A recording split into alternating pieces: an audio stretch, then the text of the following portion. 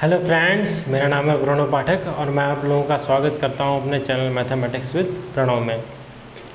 हम लोग first year की 11th क्लास की फ़िज़िक्स पढ़ रहे हैं, जिसमें motion along a straight line path नाम का चैप्टर चल रहा है, यानी कि ऋजुरेखीय पथ पर गति, जिसे हम हिंदी में कहते हैं, वो चैप्टर चल रहा है। तो उसमें ग्राफ तक क्रम हमारा पहुँचा था। अब आइए आज हम उससे आगे की चर्चा करेंगे। इससे पहले मेरा ये विनम्र निवेदन है आपसे कि अगर आपने मेरे पिछले वीडियो लेक्चर्स को नहीं देखा है तो उन्हें यूट्यूब पर टाइप करके देख लें, तब यहाँ पे आएँ तब आपको बातें समझ में आएंगी। कल हमने चर्चा की थी डिस्प्लेसमेंट टाइम ग्राफ की। आज बारी है वेलोसिटी टाइम ग्राफ और एक्सीलरेशन टाइम ग्राफ की। वेलोसिटी टाइम ग्राफ, आइए देखते हैं वेलोसिटी टाइम ग्राफ क्या होता है। जैसे कि आपको पता है कि ग्राफ एक्स एक्सिस और वाई एक्सिस पर ही प्लॉट होता है। ये आपका एक्स एक्सिस पर टाइम है और वाई एक्सिस पर अगर हम वेलोसिटी को ले लें v को, तो ये आपका जो ग्राफ बनेगा ये वेलोसिटी टाइम ग्राफ होगा। अब मान लीजिए ये ग्राफ कुछ इस तरह है।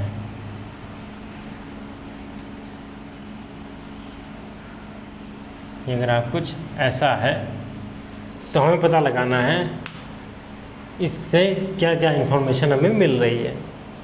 पहली बात तो ये कि एट टाइम 0 इसकी वेलोसिटी 0 थी, और जैसे जैसे टाइम बढ़ता जाएगा, पहले तो कुछ टाइम इसकी वेलोसिटी 0 ही रही इतनी दूर पर, फिर अचानक से इसकी वेलोसिटी मान लीजिए कि v हो गई, बढ़ गई, v हो गई, u हो गई, कुछ भी हो गई, जो भी आप मान सकते हैं, और फिर एक सर्टेन टाइम इंटरवल तक उतनी ही रही और फिर घट गई, घट के 0 पर आ गई। ये एक ग्राफ बना। अब इस ग्राफ का जो एरिया है, यानी कि ये वो एरिया क्या बताता है हमें, एरिया यानी v into T. Area of velocity time graph क्या होगा, डेल्टा v इंटू टी, यही होगा। अब ध्यान से देखें तो डेल्टा v को हम लिख सकते हैं delta s by T into T, यहाँ से टी कैंसिल आउट और ये आया डेल्टा s। क्या मतलब हुआ इसका? इसका मतलब ये हुआ कि वेलोसिटी टाइम ग्राफ में जो एरिया हमें मिलता है वो क्या होता है, वो डिस्प्लेसमेंट होता है, क्योंकि डेल्टा एस आपका डिस्प्लेसमेंट होगा, क्योंकि वेलोसिटी को कंसीडर हम कर रहे हैं, तो वेलोसिटी जो है वो डिस्प्लेसमेंट अपॉन टाइम होती है।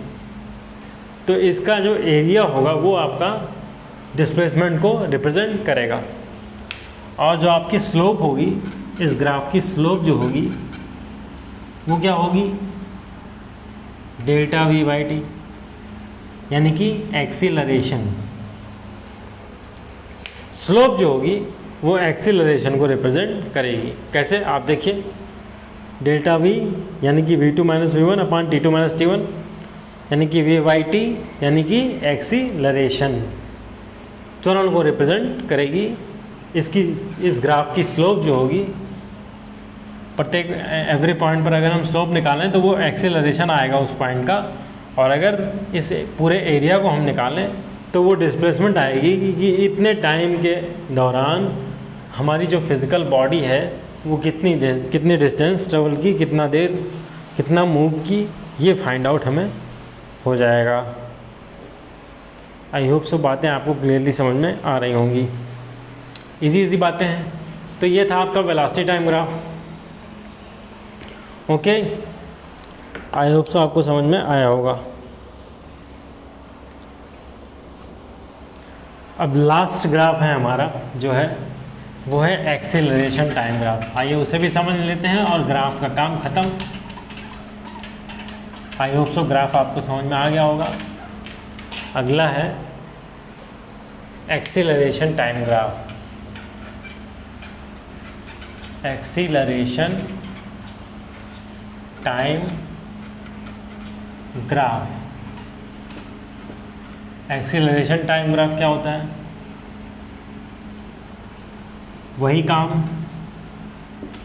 ये 0, यहाँ पे टाइम, अब यहाँ पे एक्सीलरेशन, वाई एक्सिस पर अब हम लेंगे एक्सीलरेशन, क्योंकि अब हम एक्सीलरेशन टाइम ग्राफ लेने चल रहे हैं। मान लीजिए ग्राफ भी कुछ इस तरह आ रहा है, तो इसका ये जो एरिया है ये क्या रिप्रेजेंट करेगा? Area delta A into T. Delta A को हम लिख सकते हैं delta we by T into T, T T cancel, ये बना आपका डेल्टा वी। कहने का मतलब कि एक्सीलरेशन टाइम ग्राफ का जो एरिया होता है वो क्या रिप्रेजेंट करता है? वो रिप्रेजेंट करता है वेलोसिटी को। एरिया जो होता है आपका एक्सीलरेशन टाइम ग्राफ का, वो वेलोसिटी को रिप्रेजेंट करता है, और इसकी स्लोप जो होती है यानी कि a बाई टी, वो रिप्रेजेंट करती है जर्क को। जर्क जो आपको समझाया नहीं जाएगा कहीं पे, जर्क जो है वो स्लोप होती है, यानी एक्सीलरेशन पर यूनिट टाइम। इस ग्राफ की स्लोप जो होगी वो एक्सीलरेशन टाइम ग्राफ की जो स्लोप होगी वो जर्क होगी, और इसका जर्क का जो है हमें कोई काम लगता नहीं, इसलिए हम इस पर कंसीडर नहीं करते, विचार नहीं करते। तो ये थी ग्राफ से संबंधित बातें। अब आइए हम लोग ग्राफिकल मेथड से इक्वेशन ऑफ मोशंस को डिराइव करने का प्रयास करते हैं। मेरे साथ में इन बातों को आप नोट करते चलें, बहुत इंपॉर्टेंट बातें हैं ये।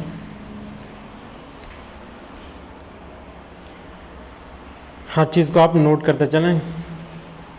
ग्राफिकल मेथड से तो अब कहीं नहीं सिखाया जाता, कैलकुलस अप्रोच ही फॉलो करते हैं, तो हम भी वही अप्रोच को फॉलो करेंगे। पहला इक्वेशन है, आप जानते हैं v is equal to u plus a t. दूसरा इक्वेशन है s is equal to u t plus half a t square, और v square is equal to u square plus 2as। ये तीन इक्वेशन ऑफ मोशंस कहलाते हैं, इन्हें डिराइव करने हम चल रहे हैं। तो आइए कैसे डिराइव करते हैं देखते हैं। आइए देखा जाए इन्हें कैसे डिराइव करते हैं। पहला इक्वेशन, इन सब इक्वेशन की एक खास बात ये है कि जब एक्सेलरेशन यूनिफॉर्म होगा तभी ये एप्लीकेबल होंगे, अदरवाइज एप्लीकेबल नहीं होंगे। ये बात आपको ध्यान रखनी है। आप जानते हैं कि a is equal to d v d t होता है, ये मैंने आपको सिखाया था। Acceleration is equal to change in velocity upon change in time. अब डी टी को आप इस साइड ले आइए तो ये बनेगा d v is equal to a d t. फिर इंटीग्रेट कर दीजिए लिमिट्स के लिए u से v डी वी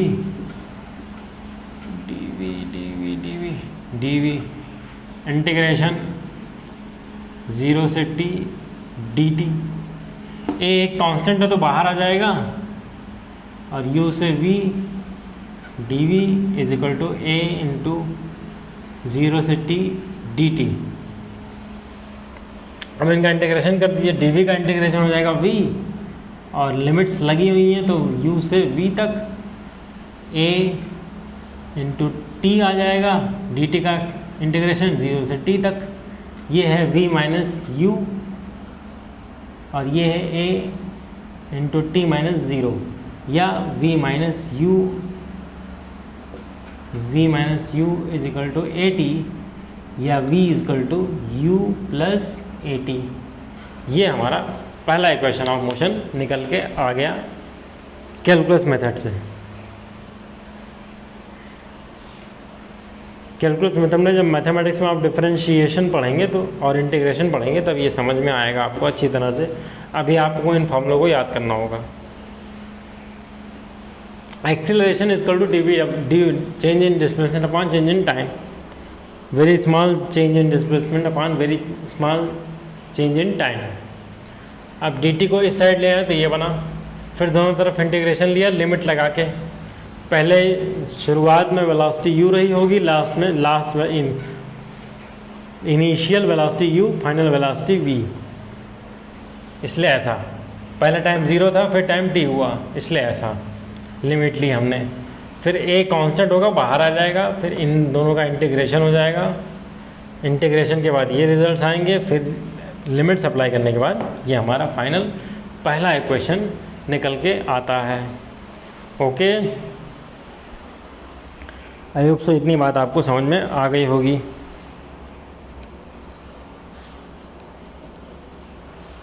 अब आइए चलते हैं अपना सेकेंड इक्वेशन डिराइव करते हैं। इसे आप नोट कर लें, बैक जाके आप इसे नोट कर सकते हैं, समझ सकते हैं। दूसरा इक्वेशन, सेकेंड इक्वेशन के लिए आप जानते हैं कि v = ds/dt, ये पता है।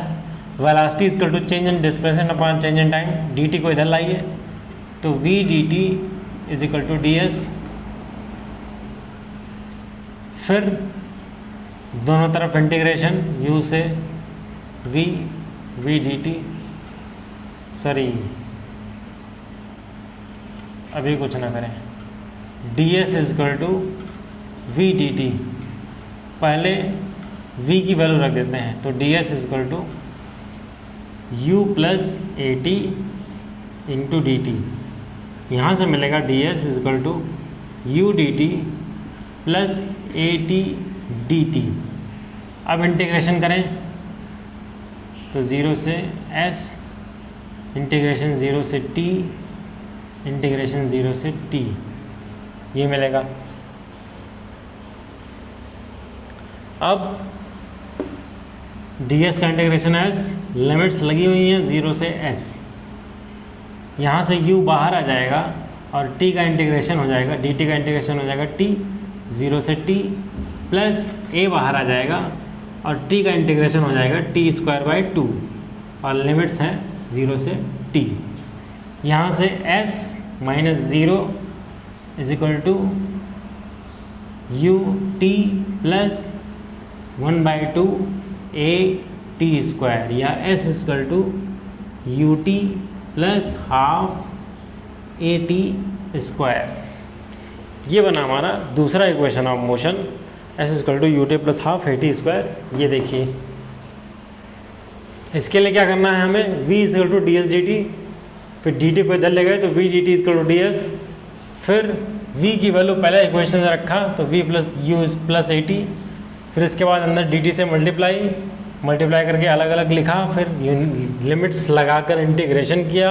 इंटीग्रेशन करने के बाद ये रिजल्ट्स आए, इनको सिंप्लीफाई करने के बाद हमारा दूसरा इक्वेशन ऑफ मोशन हमारे सामने है।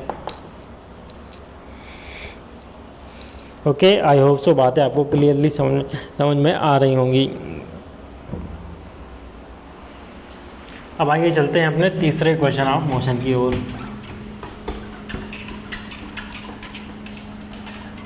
जो कि ये है। इसके लिए आप जानते हैं कि एक्सीलरेशन होता है ddt ऑफ v। अब क्या करें, dv/ds × ds/dt। क्या किया मैंने, ds/ds से मल्टीप्लाई कर दिया और डिवाइड कर दिया, करके दिखा देता हूँ, dt × ds/ds। अब इस ds को इधर ले आइए, इस dt को उधर ले जाइए, तो ये बना dv ds × ds/dt। ds/dt होता है v, तो a = v dv ds बनेगा। अब इस ds को इधर लाएं तो a × ds = v dv, ये बना। अब लिमिट्स के अंदर इंटीग्रेशन कर दीजिए तो 0 से s a ds = u से v dv। यहाँ से मिलेगा आपको a कॉमन बाहर आ जाएगा, s 0 से s और v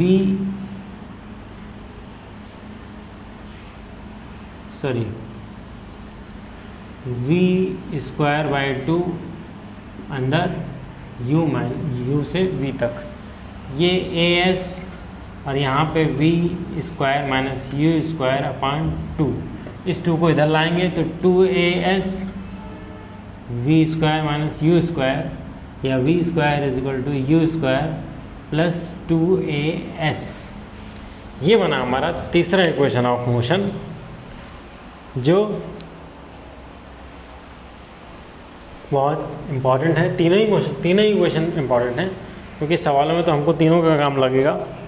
कैसे हुआ, a इक्वल टू dv/dt होता है हम जानते हैं, फिर ds/ds से हमने मल्टीप्लाई किया, मल्टीप्लाई और डिवाइड किया, न्यूमरेटर डिनोमिनेटर को मल्टीप्लाई कर दिया, फिर आपस में नीचे अदला बदली, ds को इधर dt को उधर, ये तो ds/dt बन गया v, क्योंकि change in displacement upon change in time that is velocity, you know that. तो v dv/ds, अब इसके बाद इस ds को इधर लाया तो ये बना, फिर लिमिट्स के अंतर इंटीग्रेशन कर दें, इंटीग्रेशन करके सिंप्लीफाई करके हमारा ये रिजल्ट आ गया हमारे सामने। ओके, आई होप सो बातें आपको समझ में आई होंगी। तो मैं आज की क्लास को यहीं रोकूंगा, मिलते हैं कल, तब तक के लिए गुड नाइट।